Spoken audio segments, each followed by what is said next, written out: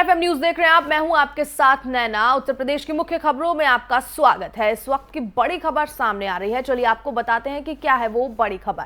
बता दें कि नोटों पर फोटो की सियासत तेज हो गई है। केजरीवाल के बाद बीएसपी ने नई मांग रखी है। बता दें कि मायावती के भतीजे आकाश ने ये नई मांग रखते हुए भारतीय करेंसी पर बाबा साहेब डॉक्टर भीमराव अंबेडकर की तस्वीर छपने की मांग की है। इस वक्त की बड़ी खबर आपको बता रहे। देखिए, मायावती के भतीजे ने केजरीवाल के बाद अब डिमांड रख दी है करेंसी को लेकर।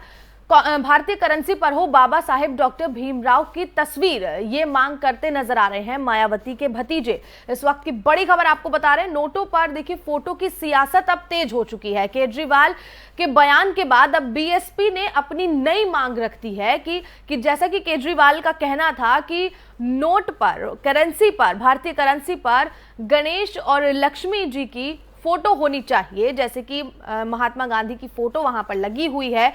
अब उसके बाद बीएसपी ने भी अपनी नई मांग रख दी है। उनका कहना है कि करेंसी पर भीमराव अंबेडकर जी की फोटो होनी चाहिए। इस वक्त की बड़ी खबर आपको बता रहे हैं। केजरीवाल के बाद बीएसपी ने अपनी मांग रख दी है। मायावती के भतीजे आकाश ने यह मांग रखी है कि भीमराव अंबेडकर जी की तस्वीर भारतीय करेंसी पर होनी चाहिए।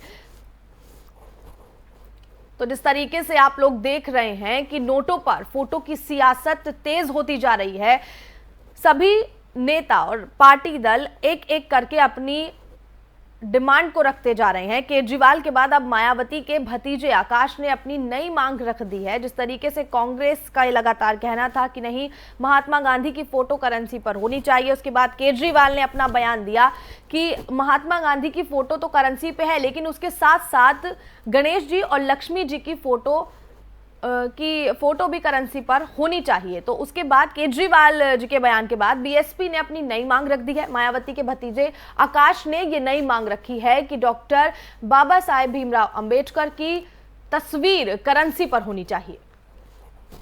तो इस पर फोटो की सियासत जिस तरीके से गरमा रही है, और कहीं ना कहीं केजरीवाल के बयान के बाद भी ये सामने आया था कि वो कहीं ना कहीं चुनाव को लेकर अपनी रणनीति बना रहे हैं और लोगों को बरगलाने का काम कहीं ना कहीं करते नजर आ रहे हैं। जिस तरीके से सभी ये बयान देते नजर आए कि केजरीवाल हिंदू लोगों को अपने साथ में करने के लिए, क्योंकि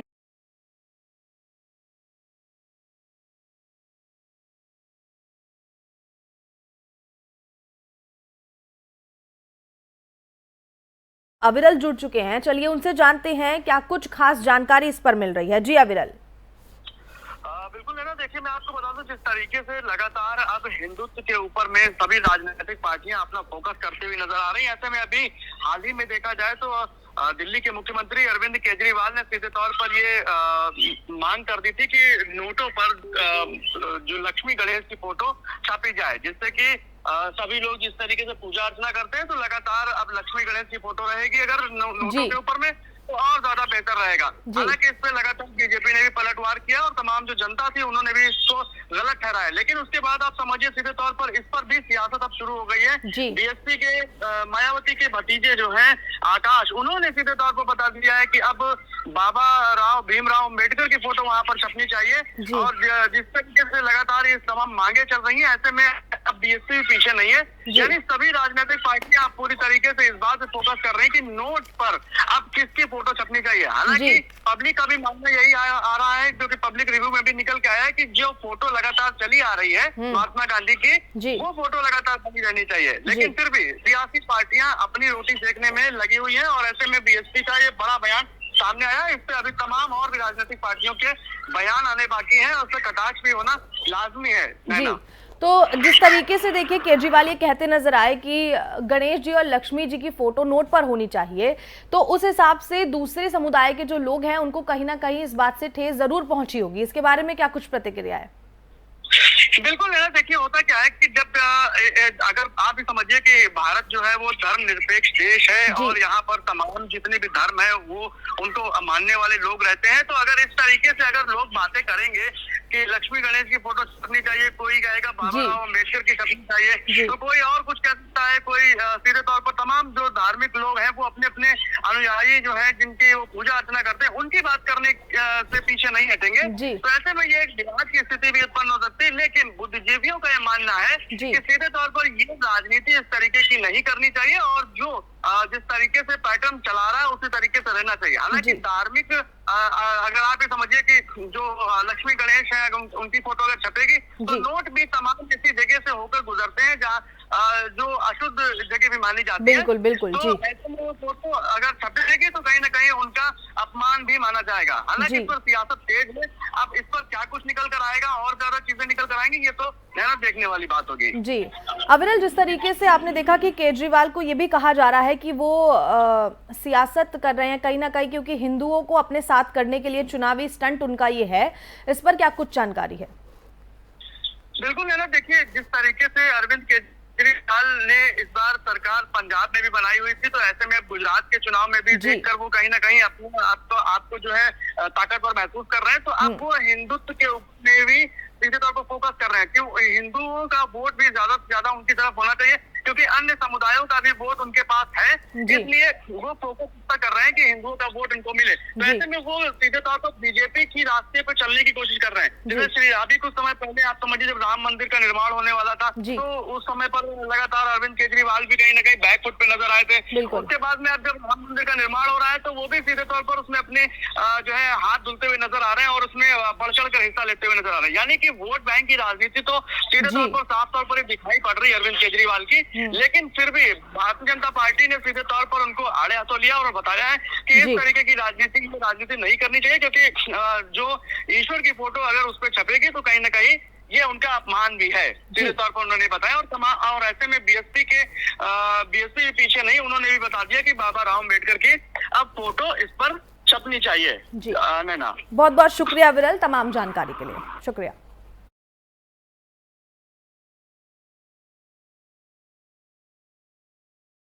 कि कहीं ना कहीं बीजेपी ये भी कहती नजर आ रही है कि अगर भगवान की फोटो अगर नोट पर छपेगी तो कहीं ना कहीं भगवान का भी अपमान है, क्योंकि जो नोट हैं वो बहुत सी ऐसी जगह जाते हैं जहां पर भगवान की अगर हम तस्वीर नोटों पे लगा देंगे तो कहीं ना कहीं उनका अपमान माना जाएगा।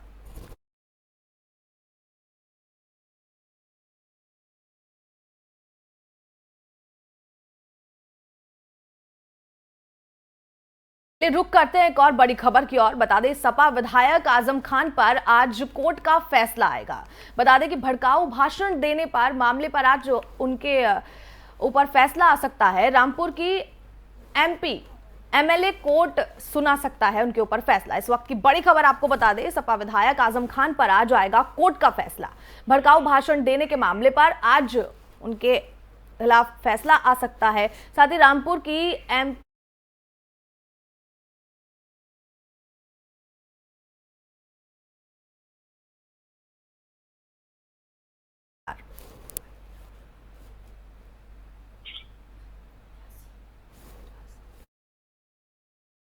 के लिए हमारे साथ हमारे संवाददाता मुजासिम जुड़ चुके हैं। चलिए उनसे जानते हैं क्या कुछ खास जानकारी है। जी जिस तरीके से आजम खान पर ये मुकदमा और दर्ज हुआ और उसके बाद ये भड़काऊ भाषण वाला, फिर उसके बाद उनके ऊपर लगातार इस मुकदमे में तारीखें पड़ती चली आ रही थी। पिछली तारीख 21 थी, फिर उसके बाद अब 27 हुई है जिसमें फैसला आना है। और लगातार रामपुर कोर्ट में जो एमपी एमएलए कोर्ट है उसमें जो भी नेता या पूर्व विधायक हैं उनको लगातार सजाएं होती चली जा रही हैं। और इसी में से कयासबाजी इस बात पर भी लगाई जा रही है कि आजम खान का जो आज का दिन है वो जरूर कहीं ना कहीं उनके लिए मुश्किलों भरा होगा, क्योंकि उन्होंने जो है चुनावी मैदान के दौरान चुनावी भाषण चल रहा था उसमें भड़काऊ भाषण दिया था, ये आरोप है उन पर। और उसके बाद ही इस आरोप में आज जो है फैसला आना है, क्योंकि 21 तारीख को जब दोनों ही पक्षों के वकील आमने सामने आए थे तो यहाँ रामपुर की एमपी एमएलए कोर्ट ने इस फैसले को सुरक्षित रखा था। और जिसका फैसला आज होना है कहीं ना कहीं आजम खान की बहुत बड़ी मुश्किलें बढ़ सकती हैं। जी तो जिस तरीके से देखिए भड़काऊ टिप्पणी के बाद कितना समय मैं जानना चाहती हूँ कि अब लगेगा और कब तक ये फैसला आ जाएगा और क्या कुछ फैसला हो सकता है? जी, जिस तरीके से अगर फैसला आने की बात है तो जो 5 या 6 भी बज सकते हैं या उससे पहले भी हो सकता है। जी। तो जो भी है, चाहे आजम खान के सपोर्टर हों जी। या उनके विरोधी हों, उस कोर्ट की तरफ नजरें उठा के देख रहे हैं।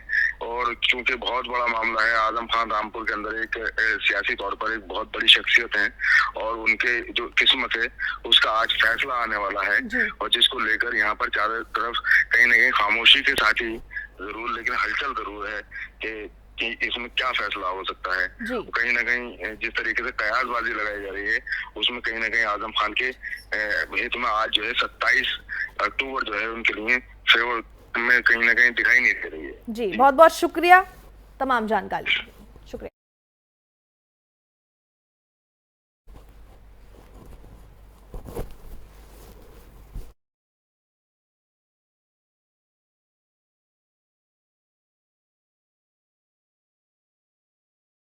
सीएम योगी ने डेंगू को लेकर अफसरों को चेताया है। लखनऊ में डेंगू के मिले 21 नए मरीज। इस वक्त की बड़ी खबर बता रहे हैं आपको कि लखनऊ में डेंगू के 21 नए मरीज मिले हैं।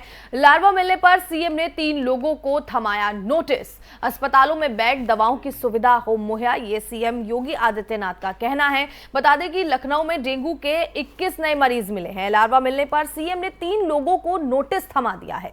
इस वक्त की बड़ी खबर आपको बता रहे हैं, अस्पतालों में बेड, दवाओं की सुविधा मुहैया हो, ऐसा सीएम का कहना है। और सारी व्यवस्था दुरुस्त कर ली जाए क्योंकि डेंगू का प्रकोप लगातार वहां पर देखने को मिल रहा है। सीएम योगी ने डेंगू को लेकर अफसरों को चेता दिया है, सारी सावधानी बरतने के लिए कह दिया है। लखनऊ में डेंगू के 21 नए मरीज मिले हैं जिसकी वजह से कहीं ना कहीं वहां हड़कंप मचता जा रहा है। लार्वा मिलने पर सीएम ने 3 लोगों को साथ ही नोटिस थमा दिया है। अस्पताल में बेड हो, दवाएं हो, सही तरीके का वातावरण हो, इसके लिए भी योगी आदित्यनाथ ने निर्देश दे दिए हैं। तो इस वक्त की बड़ी खबर हम आपको बता रहे हैं, सीएम योगी ने डेंगू को लेकर अफसरों को चेता दिया है, साथ ही सारी व्यवस्था करने के लिए निर्देश भी दे दिए हैं। लखनऊ में डेंगू के लगातार डेंगू के मरीज मिलते जा रहे हैं। मरीज मिलने पर सीएम ने 3 लोगों को नोटिस भी थमाया और साथ ही अस्पतालों में बेड हो, दवाएं हो, इसकी पूरी सुविधा हो, ऐसा सीएम योगी आदित्यनाथ का कहना है।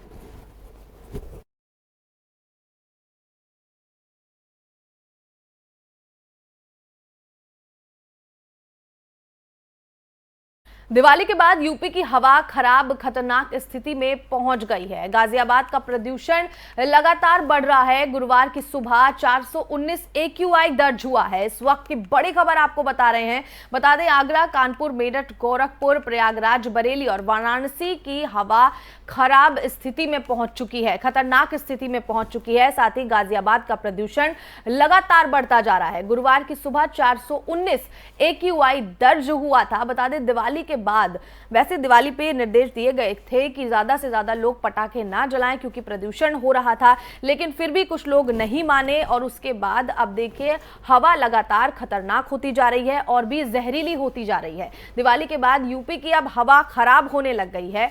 बता दें कि हवा खराब स्थिति में पहुंच गई है। खतरनाक स्थिति में गाजियाबाद का प्रदूषण पहुंच चुका है जिसकी वजह से लोगों को भी अब काफी दिक्कतों का सामना करना पड़ेगा। गुरुवार की सुबह 419 AQI दर्ज किया गया। आगरा, कानपुर, मेरठ, गोरखपुर, प्रयागराज, बरेली और वाराणसी की भी हवा खराब स्थिति में पहुंच चुकी है। इस वक्त की बड़ी खबर आपको बता रहे हैं। बता दें कि दिवाली के बाद देखिए गाजियाबाद की हवा बिल्कुल खराब हो चुकी है, यूपी की हवा खराब हो चुकी है जिसकी वजह से लोगों के स्वास्थ्य पर भी अब असर पड़ेगा।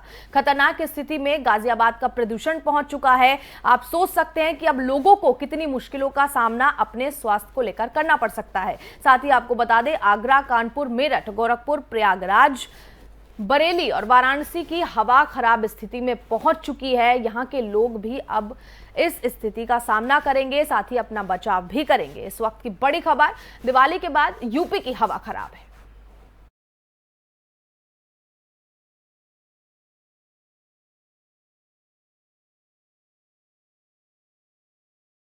एक और बड़ी खबर की तरफ रुख करते हैं। अमरोहा में पुलिस और बदमाशों के बीच मुठभेड़ हुई है। बताया जा रहा है कि 1 लाख के इनामी बदमाश को पैर में गोली लगी है। गोली लगने से बदमाश घायल हो गया है। पुलिस ने बदमाश को गिरफ्तार कर लिया है जिसके कब्जे से मोटरसाइकिल और अवैध तमंचा बरामद किया गया है। आज थाना सैदनगली पुलिस द्वारा चेकिंग की जा रही थी। इस दौरान एक सामने से व्यक्ति आया जिसने पुलिस पर फायरिंग की। जवाबी कार्रवाई में उसके पैर में गोली लगी है। साथ में ही हमारा एक सिपाही घायल हुआ है। जब वहाँ पे चेकिंग की गई तो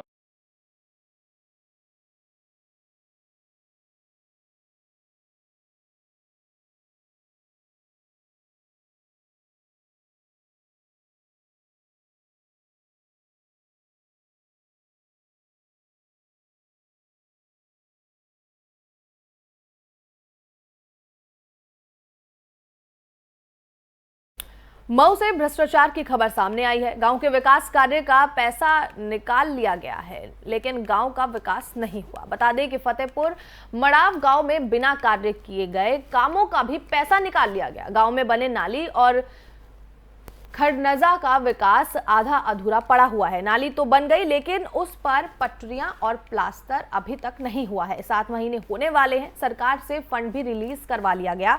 वहीं साहिबा खातून गांव के निवासी ने बताया कि पुरानी नाली पर एक ईंट रखकर प्लास्टर कर दिया गया था। जांच करने आई लोकपाल ने बताया कि नाले का निर्माण कार्य आधा अधूरा है। काम पूरा होने से पूरा पैसा निकल चुका है, लेकिन काम नहीं हुआ है। वहीं मिली जानकारी के मुताबिक मनरेगा का पैसा विदेश में रहने वालों के खाते में जाता है। अपना परिचय देते हुए बताएं। मैं फतेहपुर मंडाव ग्राम के राजवर जात का प्रधान हूँ जी।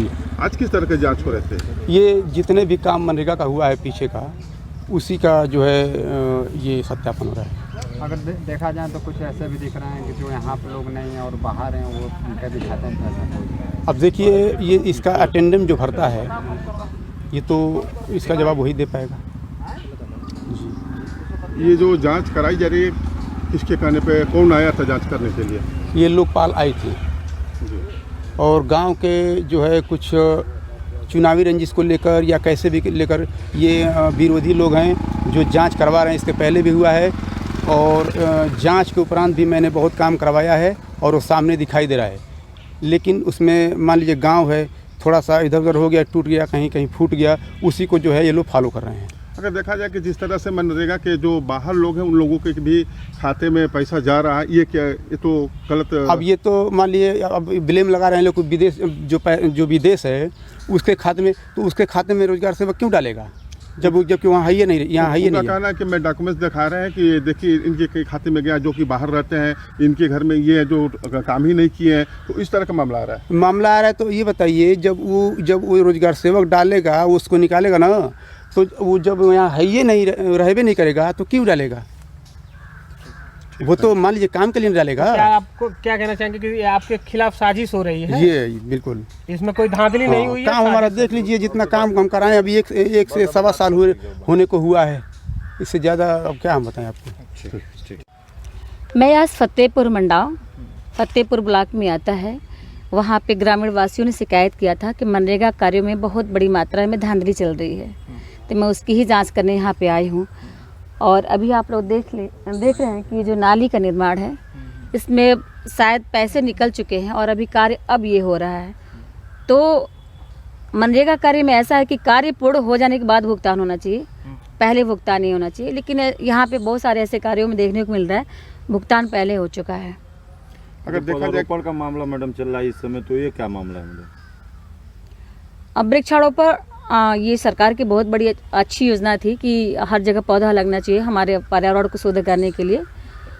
लेकिन मैं देख रही हूँ कि कहीं भी कोई भी पौधा बच नहीं पा रहा है। उसके लिए एक योजनाबद्ध तरीके से वृक्षारोपण करवाना चाहिए ताकि पौधे बचे। उसकी अच्छे से फेंसिंग, उसकी मतलब कवर्ड करा कर कराना चाहिए। अभी वो सिस्टम से कहीं भी पौधा नहीं लग रहा है, इसलिए सार्वजनिक जगह पे पौधे बच नहीं रहे, गाय बकरी भैंस चर जा रहे हैं उसको। अगर देखा जाए मैडम कि जिस तरह से मनरेगा की जो मजदूरी है, जो काम नहीं किए हैं, जो बाहर, उनके भी खाते में पैसे जा रहे हैं, क्या मामला है? हाँ, इस तरह की शिकायत और इस तरह की कमियां हर जगह मिल रही है कि कहीं मजदूर जो रियल के मजदूर हैं उनको उस तरह के उस योजना का लाभ नहीं मिल पा रहे, जो बाहर में रह के कार्य कर रहे हैं, अच्छे अच्छे पदों पे हैं। कहीं ऐसे देखने को मिल रहा है कि कहीं विदेश में है, किसी गांव में कोई मुस्लिम बिरादरी नहीं है, फिर भी उनके खाते में पैसा जा रहा है। ये धांधली है। तो इनके खिलाफ कोई कार्रवाई होगी? बिल्कुल, इनके खिलाफ मैं शासन को सूचना देती हूँ, शासन को अवगत कराती हूँ कि यहाँ पे इस कार्यों में धांधली चल रही है और शासन की तरफ से अगर इसमें कमी पाई जाती है मेरे रिपोर्ट के अनुसार तो जरूर इस पे रिकवरी और कार्रवाई होती है। Thank you. रायबरेली में ठेके पर ओवर रेटिंग पर शराब बेची जा रही है। इतना ही नहीं, दुकान को समय से पहले बंद कर दिया जाता है, फिर उसके बाद शटर बंद करके खुलेआम 15 रुपए महंगी शराब बेची जाती है। मिली जानकारी के मुताबिक ये पता चला कि ये सारा काम आबकारी अधिकारियों की मिलीभगत से चल रहा है। ये सारा मामला हरचंद्रपुर के सलेमपुर ठेके का है, जिसका वीडियो सोशल मीडिया पर जमकर वायरल हो रहा है।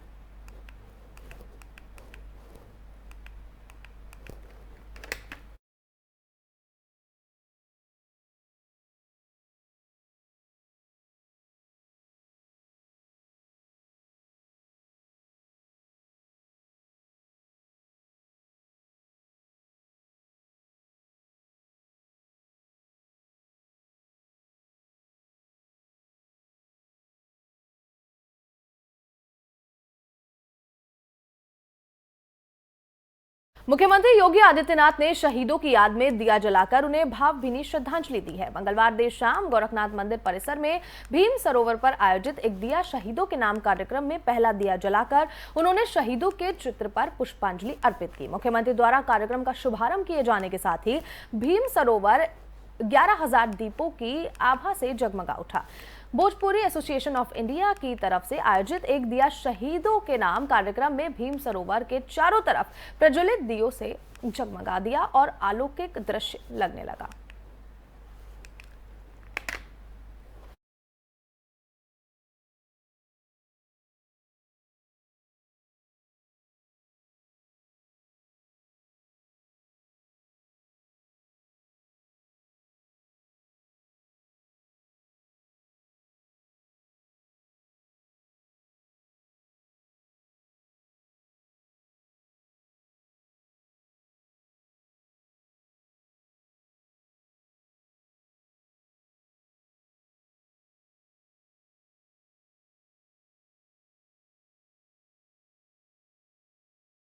उत्तर प्रदेश की मुख्य खबरों में फिलहाल इतना ही। बाकी की खबरों को देखने के लिए बने रहे FM न्यूज के साथ। नमस्कार। से इंसाफ तक, राजनीति से